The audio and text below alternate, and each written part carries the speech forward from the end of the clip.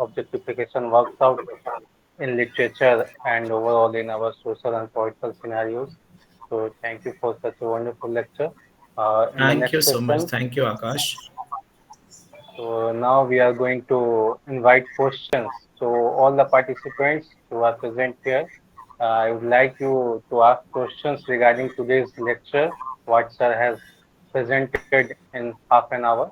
So if you have any questions regarding that, I will request that you should come forward and put your questions. Sir will answer it. So anyone, Krishna. please unmute yourself and then ask questions.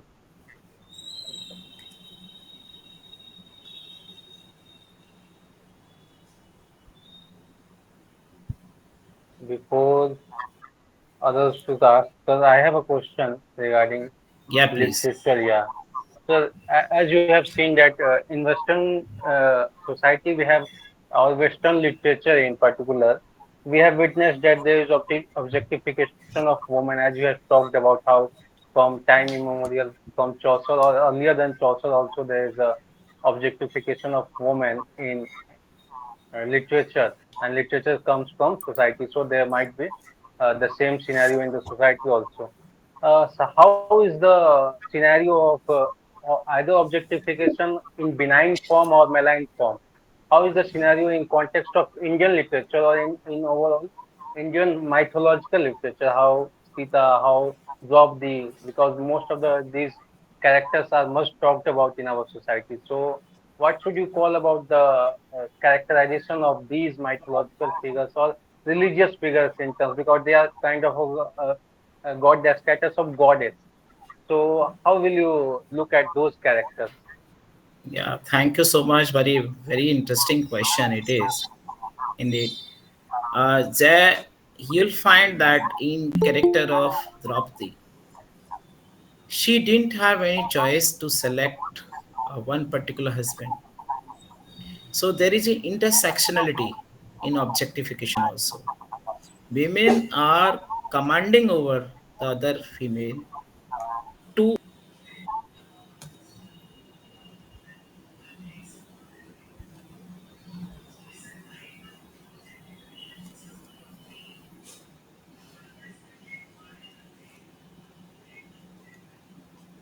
the same gender at times. In case of Sita, you'll find there is a less depiction or there is a marginalized depiction of Sita. And as such, to my mind and to my understanding, though I don't know much about the Hindu mythology a lot, but you'll find that Sita does not have any autonomy of her own. She requests Lord Ram while he is being banished to 14 years in forest of Vanvas. So that is a kind of thing. Means she didn't have at that point of time also a kind of autonomy. Even for selecting the husband of her own choice, there was a condition which was laid down by Janak, the father, to Sita. So to my mind that even in these mythological, or if you call it a oldest historical texts, since I consider to be them historical texts, there was a certain history and a certain evidences are visible, so they are not mythology. So in to my mind, even these prominent characters, though female characters, but they did not have that kind of subjectivity and autonomy which many of the working women in today's time may exercise. Jay, I hope that it has answered your query. Yes, yes, sure, sir. Thank you, sir, for the answer. One more question regarding this. It's not a more sort of question. I was just curious that yeah, we have got that there is objectification of women there, and we also know that many of the women or feminist activists are fighting against this. They are kind of in the middle of their battle. How should a man in a society, if someone is bringing up a man or a boy from childhood, how should we kind of create awareness about that they should not catch this disease of objectification, because most of Very the objectification comes from male gaze also.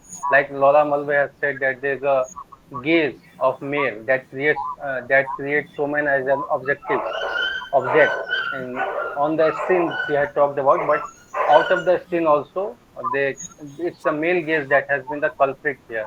So how should we create such where male gaze should be changed or must be changed in order to create more comfortable society for the woman?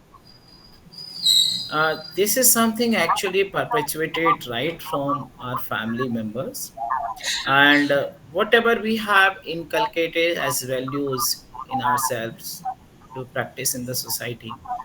So this is something which is actually uh, what I have tried.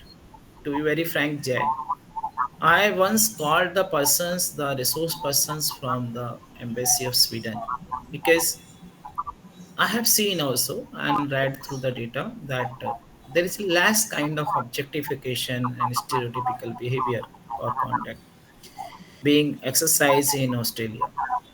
So therein, they have tried actually right from the roots. And roots are that the baby whosoever born in the family, they should be inculcated such kind of ethics and values that not to treat other gender in a different manner. And even the parents who are upbringing them or taking care of them, they should not allow to have any kind of such exercise of any kind of such objectification and stereotypical conduct to be practiced and imposed upon their children. Generally, what happens?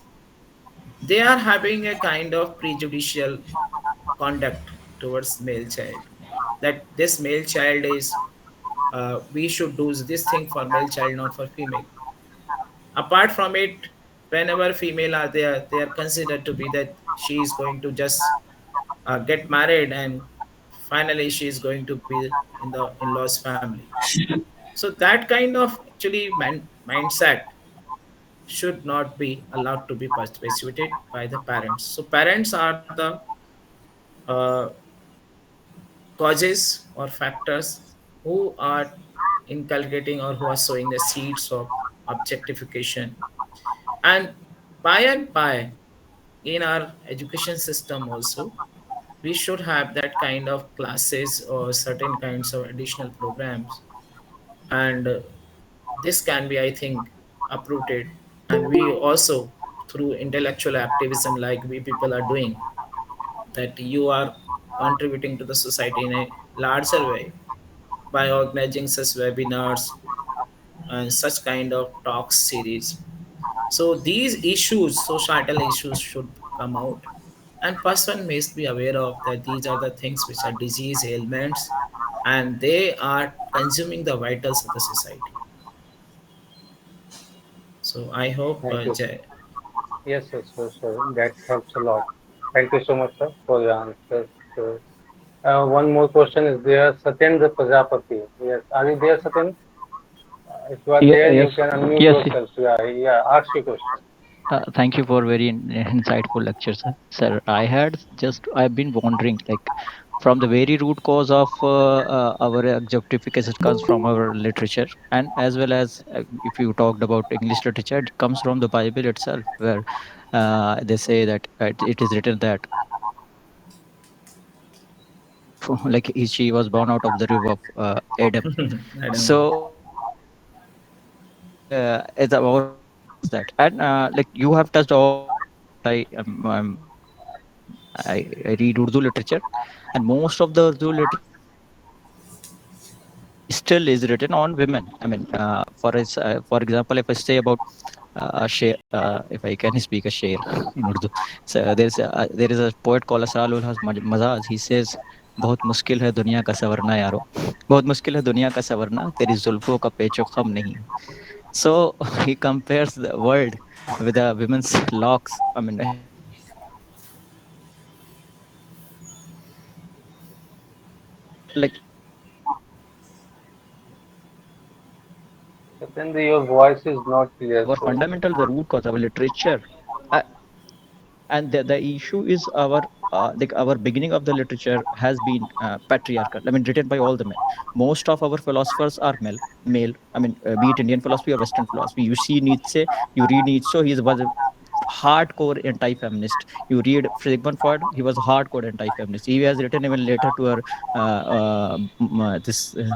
I forgot. Marie Bonaparte. He said, "In 30 years of my research in feminine soul, I'm still yet to find that what does a woman want." And even we read in Madame Bovary or Anna Karenina, be it anything, and if any women's sexual desire, anything is related to all these things have been objectified. Be in literature, in Urdu literature, even the word we say aurat, aurat comes from the Arabic root, which means avra, and it means that it's a genital part of a woman. Simply, it is coded in Quran also.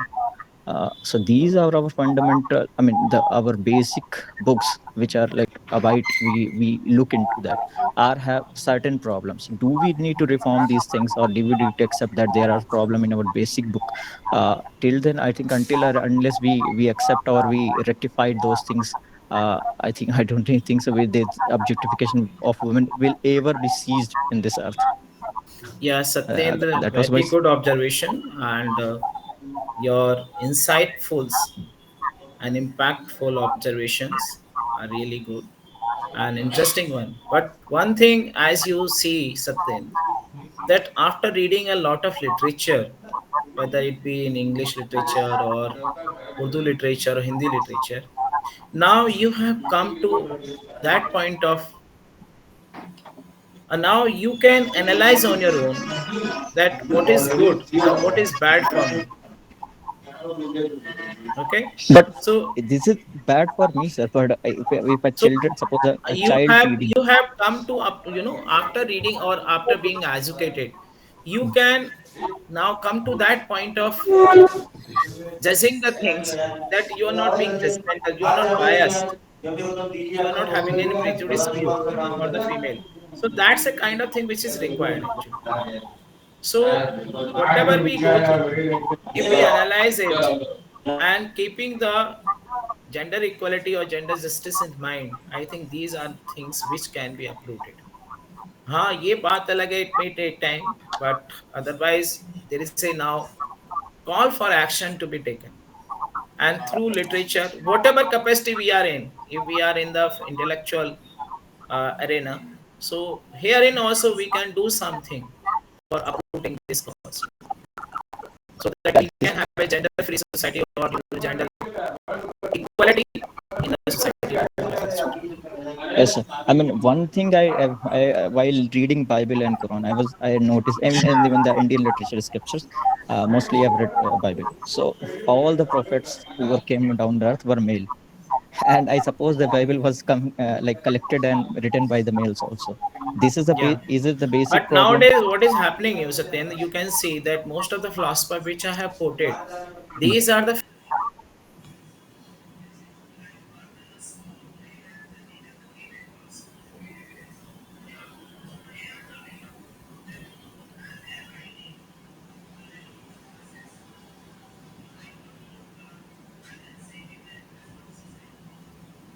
And one more objectification term that I heard recently been is channelized on social media. That is the word world, this gold digger world that has been prominent promoted in the you, if you watch I mean if you watch any YouTube channel, I mean there you certainly find there will be a video and being promoted. I mean girls are also participating in that I've watched some videos and like because I mean, objectification is so much deep rooted and deep entrance into the society yes, that even female have realized, and they start self objectifying themselves. yes, They think of this is the only way for getting the validation and approval from the male, otherwise they cannot survive in the society. So just to have the validation of their appearance, of their conduct in the society, they think of the whatever is prevalent in the society, this is the only way for living. So that's driving them to have the self objectification, which is nowadays, everywhere you'll find there is self objectification. So objectification has led to the self objectification. Yes, sir. Thank you, sir. I hope Satyendra you are satisfied with the answer. So next, we have a question Yes, thank you, sir. from Thank you. Uh, we have a question from Tapas. Yeah, Tapas. yes, first of all, pardon me, sir, because I was having a lot of issues with my laptop, sorry. Um, No problem. and Do thank you so much, understand sir, it.